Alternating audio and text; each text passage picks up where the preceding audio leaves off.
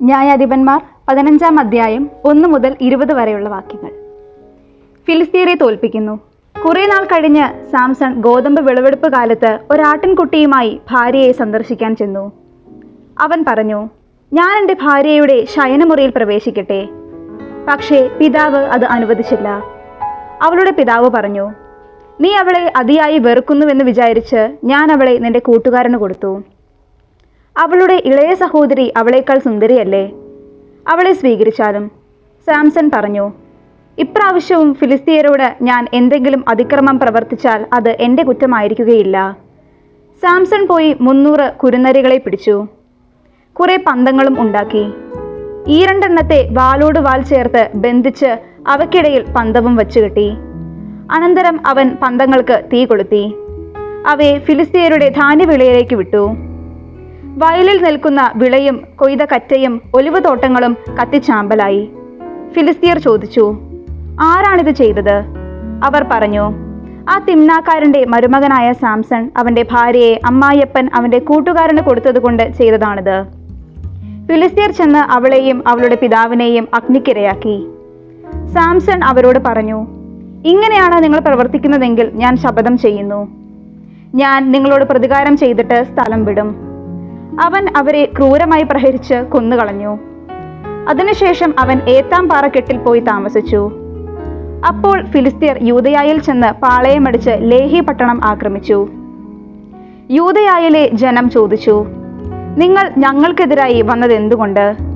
അവർ പറഞ്ഞു, സാംസൺ ഞങ്ങളോട് ചെയ്തതിന് പകരം വീട്ടാൻ അവനെ ബന്ധനസ്ഥനാക്കുന്നതിന് വേണ്ടിയാണ് ഞങ്ങൾ വന്നിരിക്കുന്നത്. അപ്പോൾ യൂദയായിലെ 3000 ആളുകൾ ഏത്താം പാറയിടുക്കിൽ ചെന്ന് സാംസനോട് ചോദിച്ചു, ഫിലിസ്തീയരാണ് ഞങ്ങളുടെ ഭരണാധികാരികൾ എന്ന് നിനക്കറിഞ്ഞുകൂടെ? പിന്നെ നീ ഇപ്പോൾ ഞങ്ങളോട് ഈ ചെയ്തതെന്ത്? അവൻ പറഞ്ഞു, അവർ എന്നോട് ചെയ്തതുപോലെ ഞാൻ അവരോടും ചെയ്തു. അവർ പ്രതിവചിച്ചു, നിന്നെ ബന്ധിച്ച് ഫിലിസ്തീയരുടെ കയ്യിൽ ഏൽപ്പിക്കാൻ വന്നിരിക്കുകയാണ് ഞങ്ങൾ. സാംസൺ പറഞ്ഞു, നിങ്ങൾ എൻ്റെ മേൽ ചാടി വീഴുകയില്ലെന്ന് സത്യം ചെയ്യുക. അവർ പറഞ്ഞു, ഇല്ല, ഞങ്ങൾ നിന്നെ ബന്ധിച്ച് ഫിലിസ്തീയരുടെ കയ്യിൽ ഏൽപ്പിക്കുകയുള്ളൂ, കൊല്ലുകയില്ല. അവർ പുതിയ 2 കയറുകൊണ്ട് അവനെ ബന്ധിച്ച് പാറയ്ക്ക് വെളിയിൽ കൊണ്ടുവന്നു.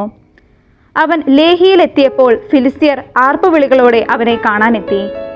കർത്താവിൻ്റെ ആത്മാവ് ശക്തിയോടെ അവൻ്റെ മേൽ വന്നു. അവനെ ബന്ധിച്ചിരുന്ന കയർ കരിഞ്ഞ ചണനൂൽ പോലെയായി തീർന്നു. കെട്ടുകൾ അറ്റുവീണു. ആയിടെ ചത്ത ഒരു കഴുതയുടെ താടിയെല്ല് കിടക്കുന്നത് അവൻ കണ്ടു. അതെടുത്ത് അവൻ 1000 പേരെ അതുകൊണ്ട് കൊന്നു. എന്നിട്ട് അവൻ ഘോഷിച്ചു, കഴുതയുടെ താടിയെല്ലുകൊണ്ട് ഞാൻ അവരെ കൂന കൂട്ടി. കഴുതയുടെ താടിയെല്ലുകൊണ്ട് 1000 പേരെ ഞാൻ കൊന്നു. ഇത് പറഞ്ഞിട്ട് അവൻ എല്ല് എറിഞ്ഞു കളഞ്ഞു. ആ സ്ഥലത്തിന് റാമാത്ത് ലേഹി എന്ന് പേര് ലഭിച്ചു. അവന് വലിയ ദാഹമുണ്ടായി. അവൻ കർത്താവിനെ വിളിച്ചപേക്ഷിച്ചു. അവിടുത്തെ ദാസന്റെ കരങ്ങളാൽ ഈ വലിയ വിജയം അവിടുന്ന് നേടിത്തന്നിരിക്കുന്നു. ഇപ്പോൾ ഞാൻ ദാഹം കൊണ്ട് മരിച്ച് അപരിച്ഛേദരുടെ കൈകളിൽ വീഴണമോ? ദൈവം ലേഹിയിൽ ഉള്ള പൊള്ളയായ ഒരു സ്ഥലം തുറന്നു. അതിൽ നിന്ന് ജലം പുറപ്പെട്ടു. അവൻ വെള്ളം കുടിച്ച് ഊർജ്ജസ്വലനായി. അതുകൊണ്ട് അതിന് എൻഹക്കോർ എന്ന് പേര് കിട്ടി. അത് ഇന്നും അവിടെയുണ്ട്. ഫിലിസ്തീയരുടെ കാലത്ത് 20 വർഷം സാംസൺ ഇസ്രായേലിൽ ന്യായാധിപനായിരുന്നു. ന്യായാധിപന്മാർ 15-ാം അധ്യായത്തിലെ ചോദ്യങ്ങളും ഉത്തരങ്ങളും. 1-ാമത്തെ ചോദ്യം, എപ്പോഴാണ് സാംസൺ ഭാര്യയെ സന്ദർശിക്കാൻ ചെന്നത്? ഉത്തരം, ഗോതമ്പ് വിളവെടുപ്പ് കാലത്ത്. 2-ാമത്തെ ചോദ്യം, ന്യായാധിപന്മാർ അധ്യായം 15-ൽ എത്ര വാക്യങ്ങളുണ്ട്? ഉത്തരം, 20 വാക്യങ്ങൾ. 3-ാമത്തെ ചോദ്യം, സാംസൺ ഭാര്യയെ അതിയായി വെറുക്കുന്നുവെന്ന് വിചാരിച്ച് ഭാര്യാപിതാവ് ചെയ്തത് എന്താണ്? ഉത്തരം, സാംസന്റെ ഭാര്യയെ കൂട്ടുകാരന് കൊടുത്തു. 4-ാമത്തെ ചോദ്യം, സാംസൺ പോയി എത്ര കുരുനരികളെയാണ് പിടിച്ചത്? ഉത്തരം, 300 കുരുനരികളെ. 5-ാമത്തെ ചോദ്യം, വിളവുകൾ കത്തിച്ചത് ആരെന്നും എന്തിനെന്നും അറിഞ്ഞപ്പോൾ ഫിലിസ്തീയർ ചെയ്തതെന്ത്? ഉത്തരം, സാംസന്റെ ഭാര്യയെയും അവളുടെ പിതാവിനെയും അഗ്നിക്കിരയാക്കി. 6-ാമത്തെ ചോദ്യം, ഭാര്യയെയും അമ്മായിയപ്പനെയും അഗ്നിക്കിരയാക്കിയവരെ ക്രൂരമായി പ്രഹരിച്ച് കൊന്നുകളഞ്ഞതിന് ശേഷം സാംസൺ പോയി താമസിച്ചത് എവിടെ? ഉത്തരം, ഏത്താം പാറക്കെട്ടിൽ.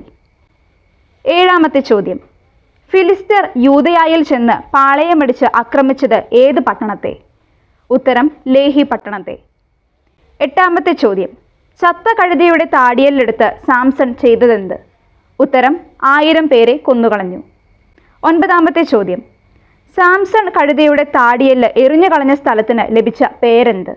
ഉത്തരം റാമാത്ത് ലേഹി. 10-ാമത്തെ ചോദ്യം. എത്ര വർഷക്കാലമാണ് സാംസൺ ഇസ്രായേലിൽ ന്യായാധിപനായി ജീവിച്ചത്? ഉത്തരം 20 വർഷം.